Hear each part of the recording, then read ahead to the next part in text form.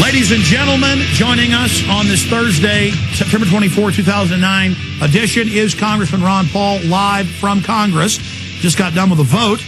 We just interviewed Congressman Grayson in the last hour. Great to have him on the team fighting the private Fed. Congressman, it is great to have you, sir. Thank you. Good to be with you again. I want to get in the final segment into your book coming out in the Fed, but first, I've got the Times of London, the London Telegraph, AFP, dollar under scrutiny at G20 summit. HSBC bids farewell to dollar supremacy. They say the world is now going to move away from the dollar. They're announcing global governments. President Klaus, your friend, you've been over there to speak as a guest of the government, is saying this is global government at the UN yesterday. So people are waking up, but now the establishment is making its move. Can you speak to what's happening with the dollar? Well, the dollar, of course, today bounced up a little bit, but that's just temporary because of some announcements. But the dollar is in bad trouble, and they know it. And a lot of people ask me exactly what's going on at the G20 meetings, and, of course, there are a lot of announcements. I think the really big stuff that goes on at these meetings is behind the scenes, and there are no announcements. My guess would be that behind the scenes they are really making the plans for what's going to replace the dollar reserve standard, because they're sick and tired of us getting a free ride. We get to print the money and get to spend it, and they're supposed to hang on to it as if it were gold. So, but they're planning on something else. But they have a job in front of them, because it's not easy creating another fiat currency. Usually, when a government ruins a currency, they go back to something more sound and back their currency or make gold, silver legal tender. They don't want to do that. That's why I suspect they'll move in the direction of just a new world order. And I hear, and I've heard Obama recently use that term again. They got to have a new world order, and they've been working on that for a long time. And I'm sure they're not worried all that much about a crisis coming, and they might look at it as an opportunity, for promoting their cause, and that's what we should be concerned about. Well, that's what Congressman Grayson said last hour with us, is that the banks, he believes, have engineered this to create a crisis, to vertically integrate society, and then they offer the solution as this new Bank of the World that will fund itself off carbon taxes and Tobin taxes. Al Gore's called for that. Gordon Brown this week, as you know, has called for a new world order under the Tobin tax, and that they're just going to have regional cashless systems with the big bank reserves already going to a cashless system, and then all the nation-state currencies will still be there, but they'll be globally standardized. Yeah, but what we have going for us is that their system can't work. It's just sort of like worrying about the Soviet Union. We worried about it for a long time and had to be, and they were very powerful. But even Mises, long time ago, predicted it won't last. The system doesn't work.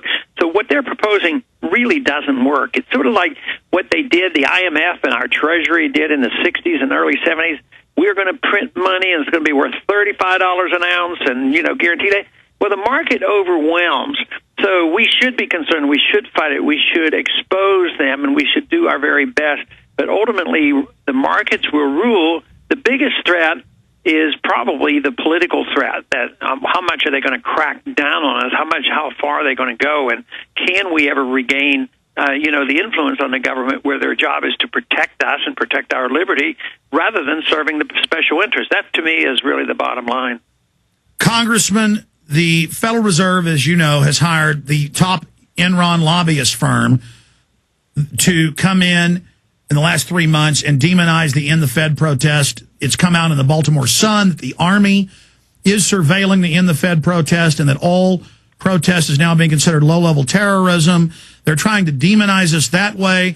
They've also told Congress, as you know, that, you're not allowed under the Constitution to get involved in what the Federal Reserve does, even though it's in the Constitution that the Congress control the issuance of currency and credit and set the monetary policy. So isn't that the ultimate big lie, to say that this thing that didn't come along until 1913, this private banking consortium, can tell Congress you're not allowed to be involved in what we do? I mean, it's amazing how long they've gotten away with it, but we're getting the American people informed well enough that 75% of the people now, when they're polled, agree with us.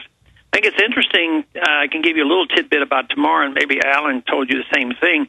But, we're having hearings tomorrow on 1207, and Barney Frank has fulfilled his promise to me And he gave me one witness, and they were going to have two panels. Ordinarily, the majority has two witnesses against one, 2-to-1. But then they have a government panel, which has to represent the body that we're addressing, which is the Federal Reserve. They were supposed to have three people testifying. Only one has agreed to come. On the second panel, where there were going to be two in opposition to 1207 and my one pick, those two canceled out too. So they're down to one person that came to testify against the 1207, and I suspect it may well be that they don't want to even be out there, really chopping at the bit. They might work behind the scenes behind us, but they're not interested in taking us on in a public forum. They don't want to give any attention to it. They think it may be covered by the news networks. If Bernanke or somebody like that is there, but it's too late. As you've said many times, the momentum is now beginning to shift. The people are like, why can't we audit the Fed? They're realizing that the real power structure, the real government, is the private, run-for-profit Federal Reserve. And I meant to get to this issue of the hearings. Can you talk about what's going to happen tomorrow and then how you see the process unfolding in the months and years to come in bringing this corporate private banking dictatorship to heel? Well, I think tomorrow's hearings will be pretty bland. That would be my guess. Probably not much media, but we'll get a recording of it. And Tom Woods is a good economist and historian from the Mises Institute. He'll be testifying for us. And he will have a very good statement, and he's a very bright person and knows, how to handle a debate like this. Barney Frank will probably be not antagonistic nor derogatory toward the bill, and he will try to publicly pacify the people who are concerned and worried about it.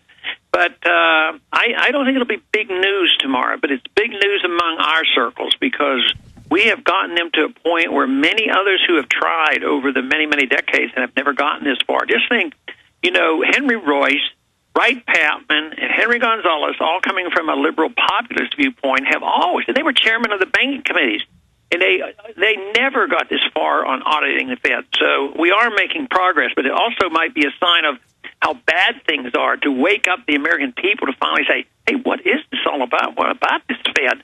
So I think it's the crisis that we're in as well as the time has come around, and I think our communications are so much better with radio talk shows like this as well as the Internet. This has really spread a message among people. Today I just walked out of my office. I was visiting with one of my constituents, and I had a young guy came out from his college. He said he was from Arizona, and his biggest issue was the Federal Reserve. And I think my constituent looked at him and said, wow, he was so impressive. Some college kid from Arizona State came up and he was fascinated, with the Federal Reserve. So we are making progress.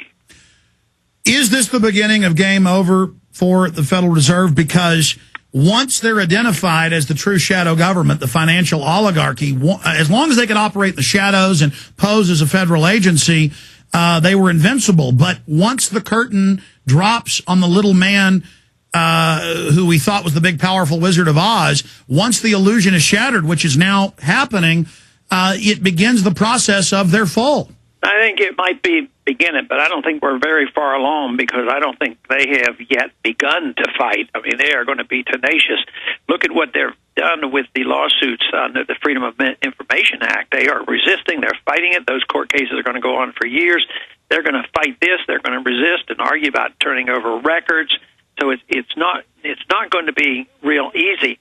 I think what will happen when you have a dramatic change will be when the dollar quits working. I just think they're going to fight us tooth and nail, and it's going to be very, very difficult. They'll find the ways to further imprison people who demand that they use silver and gold. So I just think that it'll be runaway inflation, high interest rates, where the American people will say, yeah, I think we were told about this Federal Reserve, and we need to do more. And then they'll lose all credibility. And besides, printing the money won't help that much. The more they print, the worse it'll be. Right now, they printed a lot of money to try to patch the system together. And in some ways, they have patched it together, but they dumped all the bad assets on the taxpayer. You can't have a wealthy country by doing that. That has to have bad results. But when the dollar collapses, there's nowhere else to go.